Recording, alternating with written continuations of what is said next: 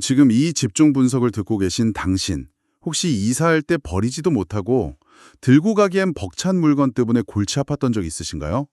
아, 이사 준비하다 보면 막 내 방에 짐이 이렇게 많았나 싶어서 멘탈이 나갈 때가 한두 번이 아니죠. 맞아요. 평소엔 몰랐는데 막상 박스 꺼내놓고 물건 담기 시작하면 진짜 아득해지잖아요. 오늘 저희가 다룰 주제가 바로 이 이사철마다 예외 없이 벌어지는 거대한 가족 전쟁, 바로 책을 둘러싼 갈등입니다.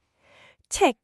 아유, 듣기만 해도 벌써 무겁네요. 그니까요. 이 갈등을 해결하는 아주 혁신적인 공유 도서관 서비스에 대한 자료를 모아봤습니다. 오늘 우리의 집중 분석 미션은 단순한 짐 정리를 넘어가는 거예요. 우리의 기억과 취향이 담긴 물건을 버리지 않고 현명하게 보관하는 방법을 탐구하는 거군요. 네. 자, 이 부분을 한번 파헤쳐 볼까요? 아주 좋습니다. 최근 트위터에서 엄청나게 공감을 얻은 한 가족의 사연부터 시작해보죠. 이 사연의 배경부터가 벌써 막 숨이 막혀요. 전세 구하기가 어려워서 지평수를 좁히고 월세로 이사하게 된 상황이었거든요. 아, 이미 경제적으로나 심리적으로 가족들의 스트레스가 극에 달해 있었겠네요. 맞아요. 근데 진짜 문제는 이삿짐 센터 직원이 견적을 내려오면서 터집니다. 딸방에 쌓인 그 수많은 책들을 보더니 아주 단호하게 폭탄 선언을 한 거예요.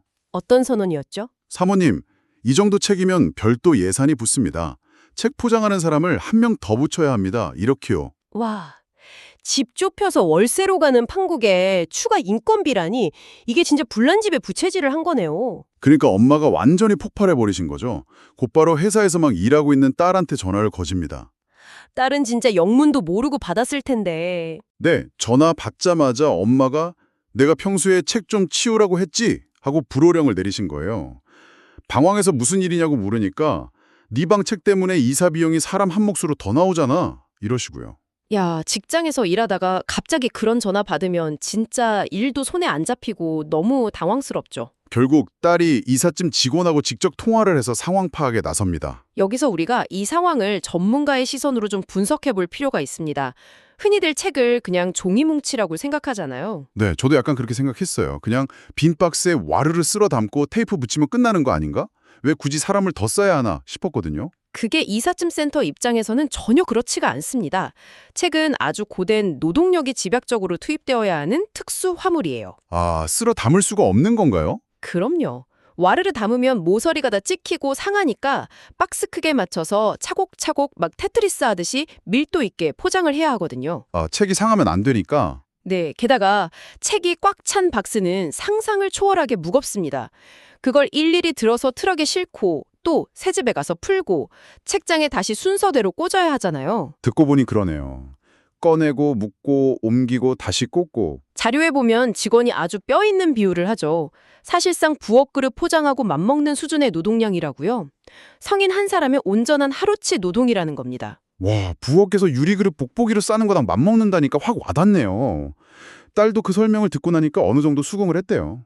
하지만 비용은 깎아야 하니까 타협안을 하나 던집니다. 어떤 제안을 했나요? 제가 미리 주말에 박스에 다 싸놓고 이사간 집에서도 제가 직접 다 풀게요. 그럼 추가 비용 안 내도 되나요? 이렇게 물어본 거죠. 아주 절박한 제안인데 직원의 반응은 어땠습니까? 직원이 난처해 하면서 일반적인 분량을 넘어서서 어쨌든 무겁고 부피가 커지니까 추가 인건비는 들어갑니다 하고 거절했어요.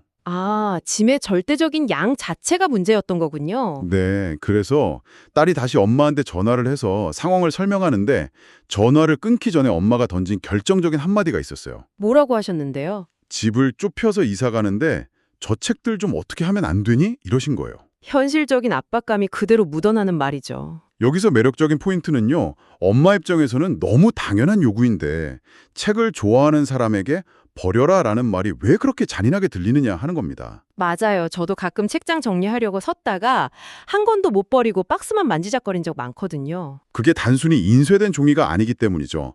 출처 자료를 보면 책의 의미를 아주 잘 짚어주는데요. 어떤 책은 절판돼서 이제 구하기도 힘든 책이고. 아, 중고서점 막 발품 팔아서 구한 책들도 있죠. 네, 그리고 가장 중요한 건 특정 시기에 기억이 묻어있다는 겁니다. 취업 준비할 때 위로받았던 책, 누군가에게 선물 받은 책, 이런 식으로요. 그러니까 책은 단순한 물건이 아니라 내 기억과 취향이 들어있는 물건인 거네요. 바로 그겁니다. 당신의 과거와 미래, 정체성이 응축된 물건인데 그걸 버리라는 건 내 자아의 일부를 잘라내라는 압박처럼 느껴지는 거죠. 아, 정체성의 일부를 잘라내는 고통. 하지만 현실은 냉혹하잖아요.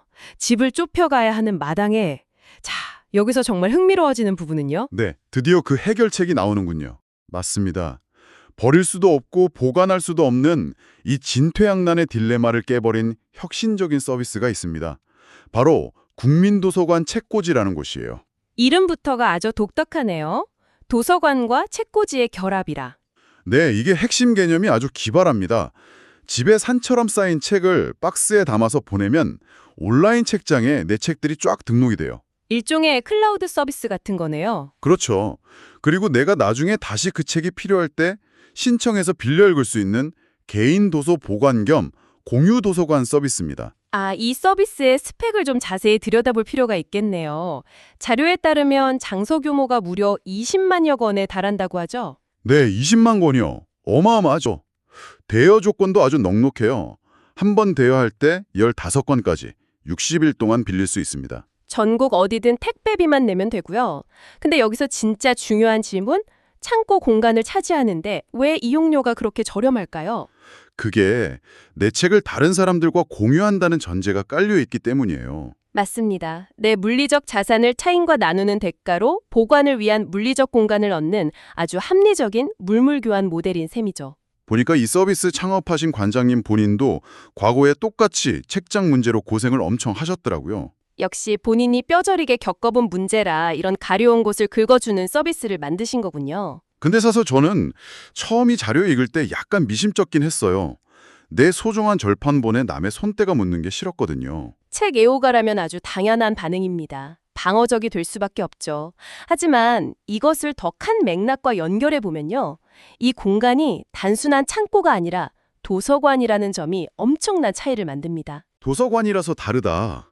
그게 어떤 심리적 효과가 있는 거죠? 생각해보세요. 내 소중한 책들이 습기 찬 개인 창고 박스 안에서 썩어가는 게 아니에요.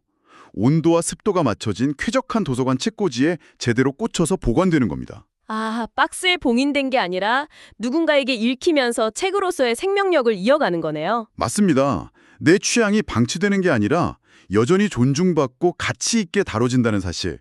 그게 책 애호가들에게 엄청난 심리적 안정감을 주는 거죠. 무덤에 묻는 게 아니라 넓은 세상으로 유학 보내는 기분이 들겠어요. 그래서 이게 다 무슨 의미일까요? 이 서비스를 통해 가족들의 현실이 어떻게 달라졌는지 봐야죠. 네, 일단 첫 번째로 이사할 때 제일 골치 아팠던 짐과 비용이 확 줄어듭니다. 이삿짐 직원과 신랑이 할 필요도 추가 비용 낼 필요도 없어졌죠. 두 번째는요.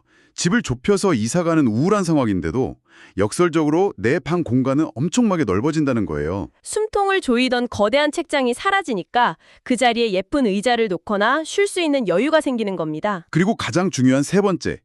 엄마와 싸울 일이 사라졌어요.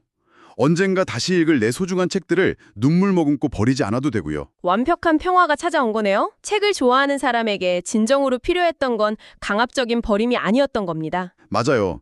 내 기억과 정체성을 가치 있게 담아둘 새로운 공간이 필요했던 거죠. 네, 이사철마다 벌어지는 이 갈등은 겉보기엔 책 문제 같지만 결국 우리가 겪는 물리적 공간의 부족과 경제적 압박 때문이거든요. 서로를 비난하는 대신 이런 외부의 공유 시스템을 활용하는 게 현명한 타협점인 거죠. 자, 오늘 전문가님과 함께 아주 흥미로운 사연과 혁신적인 해결책을 요약해 봤는데요. 지금 이 방송을 듣고 계신 당신, 방 한 구석을 한번 둘러보시죠. 네, 부피를 차지하지만 도저히 버릴 수 없는 기억과 취향의 물건이 누구나 하나쯤은 있을 겁니다. 그것들을 무조건 버리라고 강요하는 대신에 그것들이 머물 새로운 공간을 외부에서 찾아보는 건 어떨까요? 아주 좋은 제안입니다. 그리고 이건 우리에게 중요한 질문을 던집니다. 어떤 질문인가요? 오늘 본 서비스는 개인의 보관 문제를 해결하기 위해 가장 개인적인 물건을 타인과 공유하는 방식을 택했잖아요. 네, 공간을 위한 아주 혁신적인 타협이었죠. 그렇다면 미래에는 우리가 물리적으로 소유하는 것들이 점점 더 사라질 텐데 말이죠. 이미 음악이나 영화도 다 스트리밍으로 공유해서 보잖아요. 맞아요. 만약 책, 옷, 가구까지 아무것도 직접 소유하지 않고 모든 것을 클라우드나 거대한 외부 공유 네트워크에 맡겨두는 시대가 온다면 그런 시대가 온다면요? 나의 고요한 취향과 정체성은 과연 내 텅 빈 물리적인 방 안에 존재하는 걸까요?